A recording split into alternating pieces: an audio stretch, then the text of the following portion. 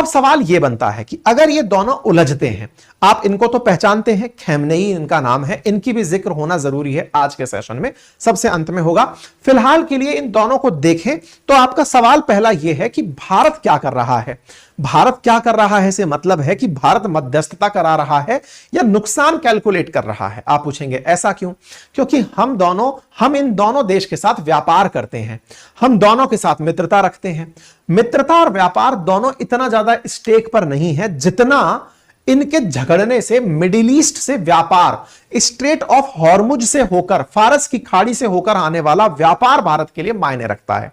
मतलब इन दोनों के बीच में अगर झगड़ा फैलता है तो चिंताएं भारत की बढ़ जाती हैं। दोनों को अलग अलग टर्म्स में समझने का प्रयास करते हैं।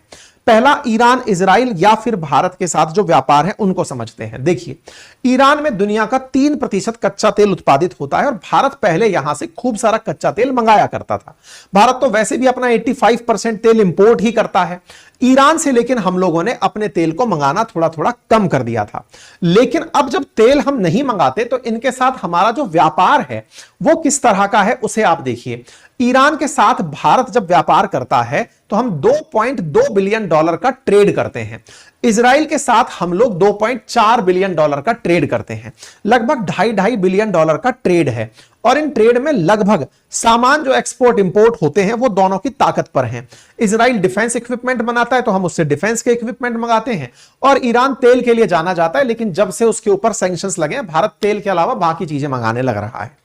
भारत इजराइल को तराशे हुए हीरे, ज्वेलरी, कंज्यूमर इलेक्ट्रॉनिक्स और इंजीनियरिंग सामान भेजता है और इजराइल भारत को सैन्य हथियार निर्यात करता है। 32nd सबसे बड़ा व्यापारिक साझेदार और एक प्रमुख डिफेंस सप्लायर भारत के लिए यह माना जाता है। ठीक है, ईरान से भारत को मिलता क्या है? तो ईरान कच्चे तेल के अलावा सूखे मेवे, केमिकल्स, कांच के बर्तन भारत भेजता है और भारत की तरफ से बासमती चावल ईरान को एक्सपोर्ट किया जाता है। अगेन, दोनों के बीच में इस तरह का जो व्यापार है इससे ज्यादा नुकसान नहीं होता, लेकिन अगर गल्फ ऑफ पर्शियन गल्फ और उसको अरब सागर से कनेक्ट करने वाला स्ट्रेट ऑफ हार्मुज प्रभावित हो जाता है तो उससे भारत का बहुत ज्यादा व्यापार प्रभावित होगा। किस तरह से?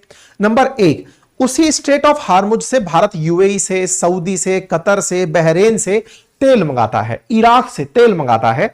अगर यहां पर मिडिल ईस्ट में अस्थिरता होती है तो फ्लाइट जो जहाज हैं पानी के वो चलने कम हो जाएंगे, रुक जाएंगे। नंबर 2, चूंकि भारत से अगर किसी को रूस में जाना है, पाकिस्तान का एयर स्पेस बंद है, ईरान के साथ अभी ईरान के अंदर इतने सारे हमले हो रहे हैं तो एयर स्पेस वैसे बंद है, तो आपको रूस में जाना हो, सेंट्रल एशिया जाना हो, अफगानिस्तान जाना हो तो ये सारी फ्लाइट्स बहुत महंगी हो चुकी हैं। अब इधर से आप फ्लाइट ले नहीं सकते, तो फ्लाइट जाने का जो रास्ता है या तो वाया चाइना होकर घूमकर फ्लाइट्स जाएं या फिर और नीचे से होकर मेडिटेरेनियन सी से होकर वाया टर्की होकर के फ्लाइट जाएं। तो रूट लंबा होने से भारत को नुकसान हो रहा है फ्लाइट्स के खर्चे के अंदर भी। तीसरा, हमारी बड़ी मात्रा में जो भारत के वर्कर्स हैं वो मिडिल ईस्ट में काम करने जाते हैं। मिडिल ईस्ट में फ्लाइट्स का महंगा होना, ट्रेड का दिक्कत हो जाना हमारे कामगारों के लिए मुसीबत खड़ा करेगा और उनकी वजह से जो रेमिटेंसेस इंडिया आते हैं वो भी बड़ी संख्या में प्रभावित हो सकते हैं। ठीक है साहब।